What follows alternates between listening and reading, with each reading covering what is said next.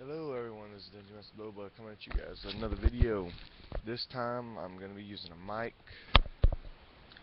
see if it increases the sound quality, because I'm aware of that annoying little white noise in the background. I think it's coming from my computer, but it's the best mic I have.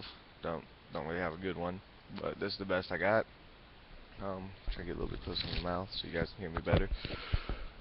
Just tell me how the sound quality is on this video compared to the other ones. If it's any better, I'll keep using it. If not, then I'll just take it off. But this is gonna be part 2 to my dungeon delve, the Forgotten City. I finally found my notes, so that I used when I was running this adventure, so I'll be able to have them right in front of me, so I don't miss or forget anything. Um, in case anybody was wondering, my team, my party of players got the mean knock population down to 451 before they were finished with this, so they killed a little less than 50. They killed about 49 mean locks on their journey through this town, and that was a party of 3 players, and then they had some NPCs with them. So that's can give you a good idea of how many your party might kill. They were all level 3, by the way.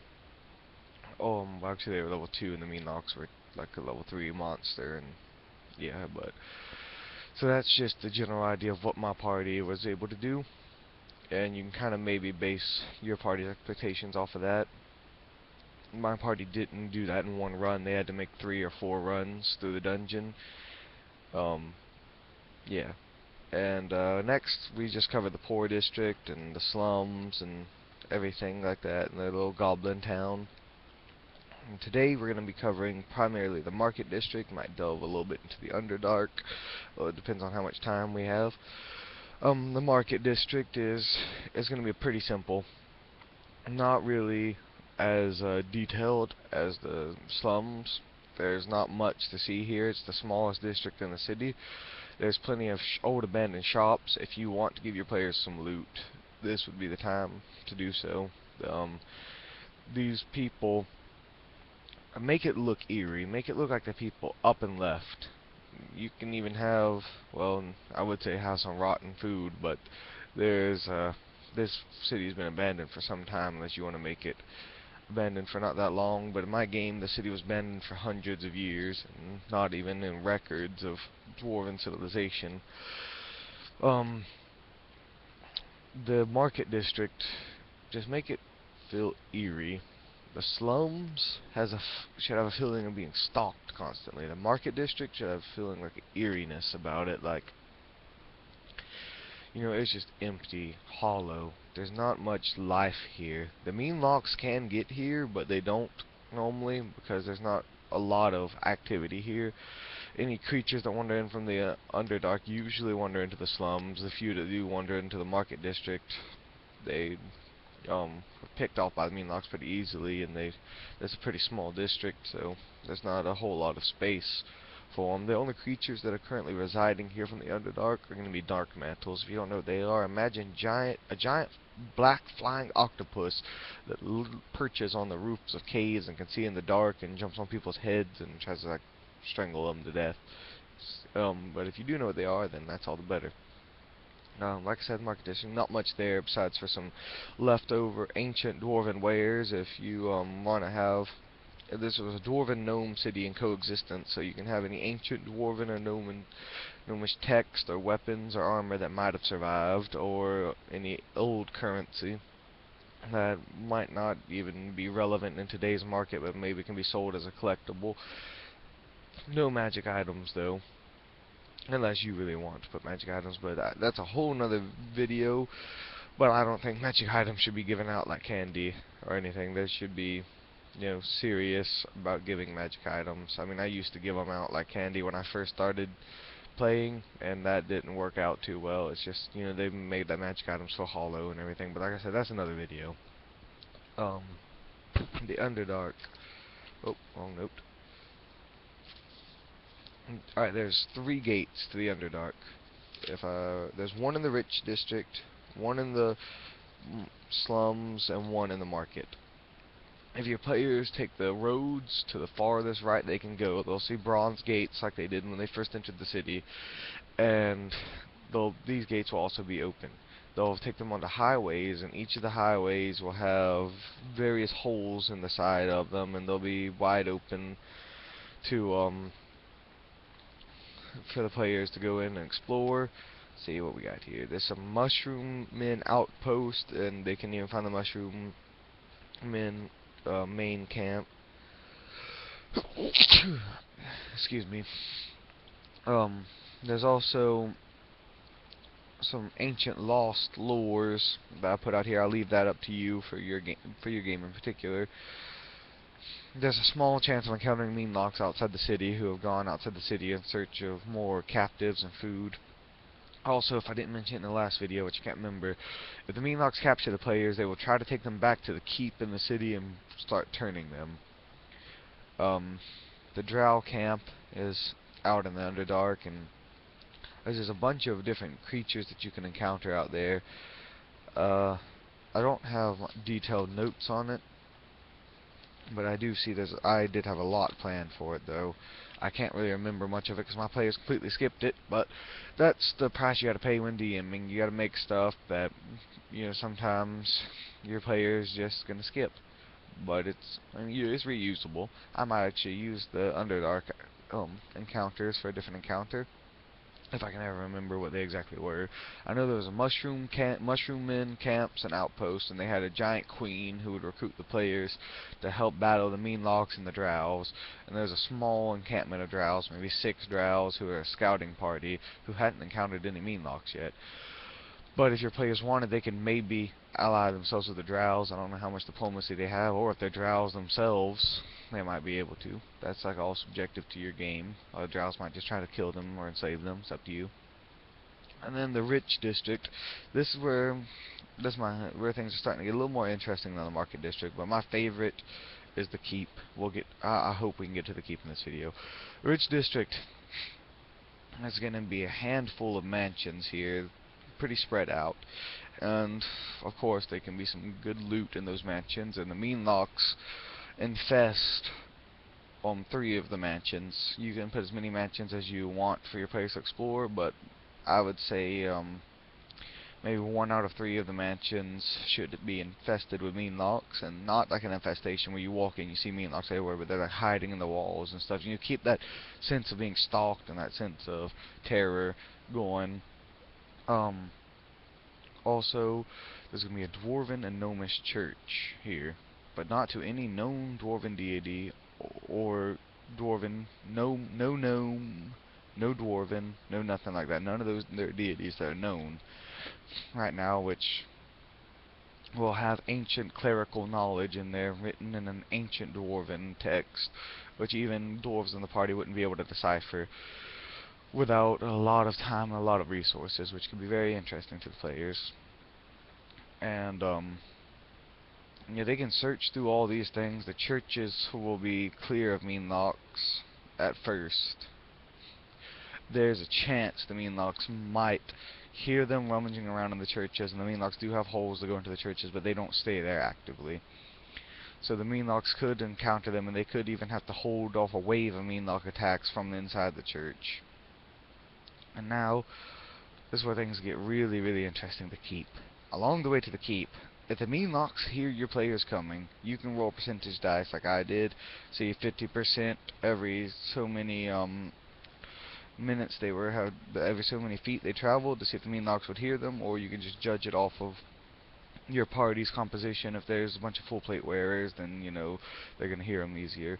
But if they can, the Meenlocks will start pouring out of these holes in the side of the walls, and if they get up to the gate of the keep, the keep's gate is going to be firmly shut.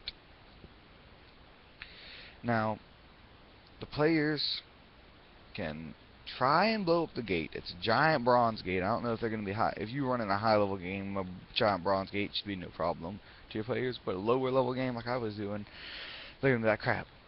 Meenlocks are coming in behind them. The gate is firmly shut, and they're going to be scratching their heads. Now, They can try to scale the gate. There's some good footholds from the engravings on the gate and everything. So that's one thing. If you can have somebody scale the gate, they can pull the lever to open it from the other side. If not, and try to drop some hints at the players. Maybe call for some spot rolls or something. Or if they ask to look around, tell them they see a hole next to the gate that looks like a mean knock hole, but one of them could probably fit through it. They might be scared to go through here, which they should. If they take the bait, send them through, maybe have a close encounter with a mean knock or two in the hole, which would result in some damage of armor and weapons. But unless they have acid resistant armor and weapons, which I made a call that silver armor and weapons would be resistant to mean knock's acid. If your players have went from one fell swoop to slums all the way to the keep, I don't know. I don't think they're gonna survive. They might, but that's a lot of trekking. If you did a decent amount of encounters through there and they explored it thoroughly, they're gonna need some rest before they go into the keep. And try to maybe give them a little bit of a forewarning that the keep shouldn't be rushed to. Maybe even hire some mercenaries, or go back out and inform the nearest dwarven government that they found an ancient city, and maybe leave a dwarven strike team in, like my players did. But anyways, they'll come out. If they take the hole, they'll come out into the basement. If they somehow open the gate, they'll go out into the courtyard. The basement is they're almost indefinitely going to encounter some mean logs unless they stirred up a heck of a lot of ruckus at the gate, because this is where some of the mean logs nest. So that could be another encounter. They can maybe sneak past them or fight their way through them. And the courtyard, they'll end up in the courtyard from the basement, and then the same place they would have ended up if they were coming through the front gate. There's plenty of rooms that you can make up and devise of what you want your players to do. There's a particular room that I want to throw in here for you guys that I really like, that I used. There's a room, there's two mirrors on either side. If the players investigate the mirrors, they turn out to be mimics, and grab them with their adhesive and try to eat them. The players can negotiate with the mimics. My players did. They could take the mimics can be negotiated with. The mimics hate their room that they're in. They want a better view. They could take them to a balcony of the keep and let them overview a subterranean lake, where they might even get to catch some bats and for food. In return, the mimics will let them go past what they were guarding, which is a treasure room, which was a treasury back in the day, whenever this was still a city, but your characters can find maybe some good loot and some good coins in there. Eventually, you'll want your players to come across stairs going up to the top of the tower. Once they arrive on the top of the tower, there'll be a long hallway with some deep dwarves guarding it. Now there's going to be the first sign of life, maybe besides goblins and orcs that your characters found earlier, and they're not going to be friendly. They're going to open fire as soon as they can. It would be extremely hard to talk these guys down, but they can try. After they're dealt with, they go into a room where they see a deep dwarf wizard with a black music box. And as he sees them, he'll be shocked. And this is the story of how the Meanlocks were created. He uses the music box, which is an ancient artifact that I made up personally that I will make another video on, going into detail about soon, that turned the entire populace to Meanlocks. They can be saved, although it would require a miracle, literally a miracle level spell to save them. And so the player's best option to saving the people could be locking the city back up and then coming back later, like a whole quest line revolving around saving the city's populace, which would reenact a massive amount of lost lore to the world. But anyways, on the encounter, you will instantly attempt to turn the players to Meanlocks. You make whatever rolls you want, willpower, fortitude, and whatnot. If they fail, they'll begin transforming into mean knocks. You can put however much time you want on that, however brutal you want to be. If they're able to kill him or subdue him beforehand, before the finish turning, they can re-crank the music box back, and then they'll stop turning. If your players get turned, then it would essentially be death, unless they're captured and their fellow players can find a miracle for them later on down the road. But that would be the end there. They would find out what caused it, and then they would get all the loot they wanted. They would have the music box, which they could try to destroy, which that wouldn't work out too well. I'll tell you, but like I said, I'll give you details on that in the next thing, but just know that it's not going to be destroyed by any mortal means. And they could try to use it for themselves, which would be a horribly evil act, forcing people into mean locks. And they can control mean locks with this, so they could have a small army of mean locks at their disposal, but they would take them. They don't just tell them this right off, but they could learn how to harness it. And after they leave the mean locks, if they leave the gate open, the mean locks are eventually going to venture out at nighttime because they hate the daylight and start terrorizing the nearby village. And there's going to be that problem. So your characters could launch a crusade to try to kill every single mean lock in the city, which would take a long time. It could be an entire campaign in itself, and you could make up new districts of the city that I didn't name, and just have a whole bunch of stuff, and you could fill in the blanks of the lore as you see fit.